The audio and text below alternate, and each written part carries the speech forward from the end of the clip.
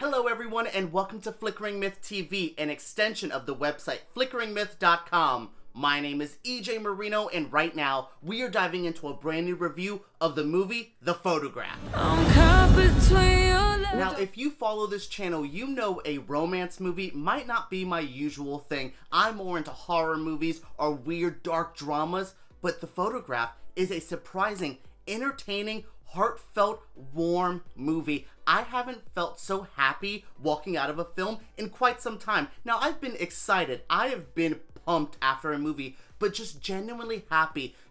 I saw a love story. 2 love stories, actually. That's something I really like about this movie. You get 2 love stories for the price of 1, but I just loved the feeling that this movie gave me. It was just so entertaining to watch 2 beautiful people fall in love. Now, it's not just a normal, easy story. They don't go through just a, wow, we're doing the usual romance adventure. This isn't a Notebook type of movie. There's a little bit more to this film that has more layers, more emotions, more feelings than I ever expected from a romance movie like this. Now, this isn't breaking new ground. It's not like a love story or A Star is Born that they're going to be telling this story for years to come. But the story that's told here is wonderful, powerful, and just so warm and entertaining. Honestly, I could just end my review right there, but there's a little bit more to dive into, like the amazing acting from the 2 lead characters. LaKeith Stanfield and Issa Rae do an amazing job. Now, I'm a really big LaKeith Stanfield fan.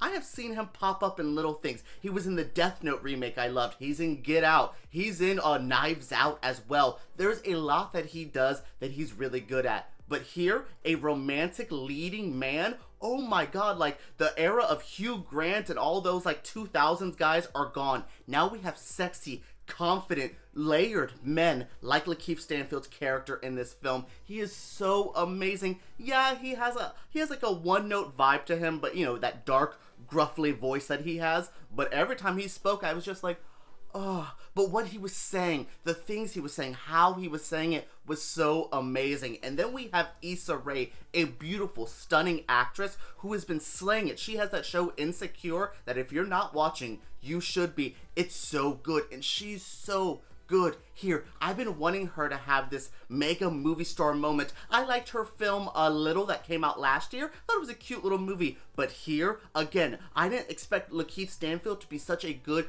romantic lead, but Issa Rae, this isn't like Insecure where we get to see more of the comedy side of dating or more of the real side. The romance here is so good. We see her story. She's the main character of the film. Her mother passes away and leaves a letter to her saying basically, here's a photograph of my past. Let's talk about everything. And we go back and forth. We see her mother's story with a young Issa Rae's character, Mae. We have that story. And then we have Mae in the present day trying to find herself. She meets up with a journalist played by LaKeith Stanfield who is kind of interviewing about the photograph. They end up meeting up and having a great connection.